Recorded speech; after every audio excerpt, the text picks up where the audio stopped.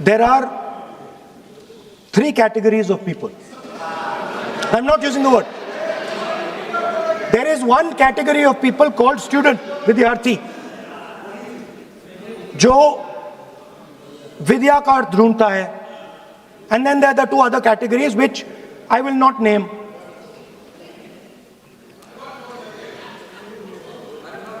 But these categories have natures. So the student is never scared of the truth. He loves the truth, goes towards the truth. Student never uses force against somebody else, because he knows that that person's truth is different than my truth. The other category, they do not like the truth. They need an image. They need force. They need violence. Superficially, it looks that our students were upset because of exams. They were upset because of the education system. They were upset because they have to study hours and hours and hours, and then paper leaks. Some rich boy or girl pays 30-40 lakh rupees, gets the paper, gets the job, and जो middle class का गरीब student है, ईमानदार है, वो bypass हो जाता है. So they are upset because of these things. And our system is terrible. It's terrible, it's cruel. Lakhs and lakhs of rupees are taken from the poorest people. Everything has been privatized. Paper leaks. In one exam, something happens. In another exam, something else happens.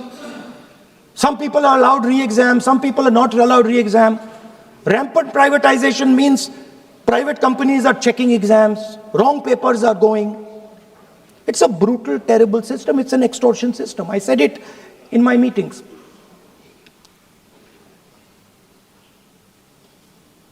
And it's a system that has been captured. It's a system that has been captured. The soul of the system has been captured by the RSS. The soul, sir. Rajnath Singh ji said, sir, please. Sir, Rajnath Singh ji said, that we are not the UPA. Our ministers never resign. He's right. What has happened here? The resignation of Mr. Dharmendra Pradhan, that's a superficial thing. Because Dharmendra Pradhan never ran the education ministry. Never. The man and the organization that runs the education ministry is called the RSS. And the man who runs it is an OSD sitting in the minister's office. So, what the students are really irritated about is that they are not allowed to be students in India. They are not allowed to follow their passion. They're not allowed to say what they want. They're not allowed to ask the questions that they want.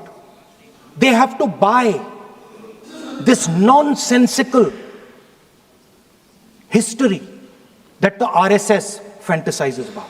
Sir, जब एक student NEET जैसे public exam की preparation करता है, तब वो अकेला तैयारी नहीं करता, उसका पूरा परिवार प्रिपरेशन करता है. माँ अपनी छोटी छोटी जरूरतें रोक देती है, घर का बजट कम करती है, पिता फैमिली की सेविंग्स को कोचिंग फीस, रेंट और टेस्ट सीरीज पे खर्च करता है, फैमिलीज को लोन तक लेना पड़ता है, और स्टूडेंट खुद कोटा, जयपुर, चंडीगढ़, दिल्ली, पटना जैसे शहरों में जाकर घर से दूर रहता है, दिन में 18-18 घंटे पढ़ता है, रात 2 बजे तक पढ़ाई करता है और फिर अलार्म लगाकर सुबह 5 बजे क्लासेस के लिए उठ जाता है।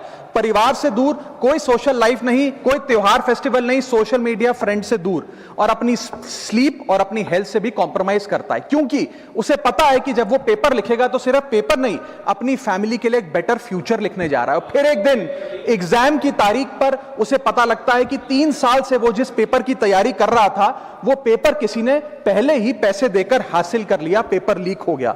और इस समय सर सिर्फ पेपर लीक नहीं होता, उस स्टूडेंट का मेहनत, उसकी ड्रीम्स, उसकी सेल्फ बिलीफ, उसका ट्रस्ट, उसकी एस्पिरेशंस, ये सब लीक होती हैं और उसकी मेंटल और फिजिकल हेल्थ पे असर पड़ता है। I understand that pain sir, because मैं खुद भारत के अभी कुछ साल पहले ही भारत के एक पब्लिक एग्जामिनेशन सिस्टम का स्टूडेंट रहा, चार्टर्ड अकाउंटेंसी का। And sir, because I have spent enough time in this house critiquing the government, I have earned the right to say my next sentence with full conviction and sincerity कि जब बात students की आई, when it came to our students and the youth of India, the government heard, the government actioned and the government delivered. Students का feedback लिया, students की demands को honour किया और ये डेमोन्स्ट्रेट किया कि सरकार स्टूडेंट्स के साथ खड़ी है। जिस उम्मीद के साथ स्टूडेंट्स ने अपनी मांग प्राइम मिनिस्टर साहब के सामने रखी, उस चिंता को, उस दर्द को समझते हुए तमाम एक्शन लिए गए, तमाम स्टेप्स लिए गए, जैसे कि शॉर्ट टर्म और long term steps. Number 1, paper leak के बाद इमीडिएटली री एग्जाम कराया गया ताकि साल बर्बाद ना हो। जांच सीबीआई को सौंपी, एसआईटी का गठन हुआ, स्पेशल इन्वेस्टिगेशन टीम, जिसने 13 लोग मेन किंगपिन समेत गिरफ्तार किए। मात्र 75 दिन में, आज से 2 दिन पहले जब 75 दिन पूरे हुए जांच के, चार्जशीट भी फास्ट ट्रैक कोर्ट में दर्ज करा दी गई, जांच को महीनों सालों लटकाया नहीं। 47 नेशनल टेस्टिंग एजेंसी के ऑफिसर्स को शंट आउट किया गया, एजुकेशन सेक्रेटरी का तबादला हुआ, यहां तक कि मॉरल ग्राउंड्स पे हमारे ऑनरेबल होम एजुकेशन मिनिस्टर ने इस्तीफा तक दिया और स्टूडेंट प्रोटेस्टर्स के खिलाफ जो केसेस थे उन्हें विड्रॉ किया गया। बीरीड फैमिलीज जिसके अपने किसी घर के बच्चे को, किसी स्टूडेंट को खो दिया, उसको कॉम्पनसेशन दी जा रही है।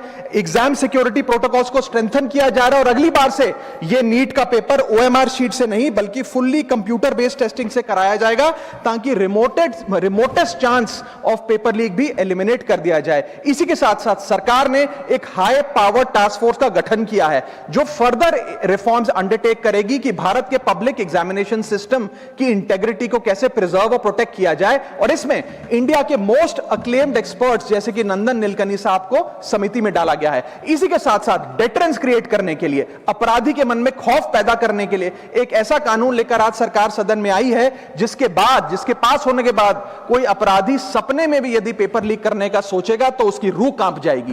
पहली चीज, पेपर लीक को एक इंडिविजुअल द्वारा किया गया क्राइम नहीं बल्कि एक ऑर्गेनाइज्ड सिंडिकेट नेटवर्क द्वारा किए गए क्राइम के तौर पे ट्रीट किया जाएगा, जिसमें इनसाइडर हो, कोचिंग माफिया हो, लॉजिस्टिक वेंडर हो, प्रिंटिंग प्रेस हो, सॉल्वर गैंग हो, एग्जाम ऑफिशियल्स हो, सब पर कार्रवाई होगी। सबको दोषी करार देने के बाद, गिल्टी करार देने के बाद 10 साल तक की जेल होगी और 10 करोड़ रुपए तक का जुर्माना लिया जाएगा। सारे ऑफेंसेस को cognizable, non bailable, non compoundable बनाया गया। एक स्पेशल टास्क फोर्स का गठन किया गया कि अब कभी भी यदि पेपर लीक की संभावना भी उत्पन्न होती है तो यह स्पेशल टास्क फोर्स जांच करेगी और यह इन्वेस्टिगेशन सालों साल नहीं लटकाई जाएगी। 2 महीने के अंदर अंदर से इस इन्वेस्टिगेशन को कंप्लीट करना होगा। और इसी के साथ साथ फास्ट ट्रैक कोर्ट्स का गठन किया जो यह इंश्योर करेंगे कि इसमें स्पीडी ट्रायल हो, डे टू डे ट्रायल हो, स्पेशल पब्लिक प्रोसिक्यूटर होगा, 3 महीने में पनिशमेंट सुनाई जाएगी। सर मैं बता दूं, हमारे देश में fast track courts heinous crimes के लिए बने हैं, जैसे कि क्राइम्स अगेंस्ट वुमेन, रेप और पॉस्को जैसे अपराध के लिए। आज हमने पेपर लीक को उस हीनियस क्राइम्स की कैटेगरी में ला खड़ा किया है सर। इसी के साथ साथ सर इंस्टीट्यूशनल और systematic reforms will demonstrate zero tolerance towards paper leak, और इससे भारत की इंडियन पब्लिक एग्जामिनेशन सिस्टम की इंटेग्रिटी को हम प्रिजर्व और प्रोटेक्ट कर पाएंगे। ये सब इसलिए हुआ because sir there is nothing more important than the students and their future.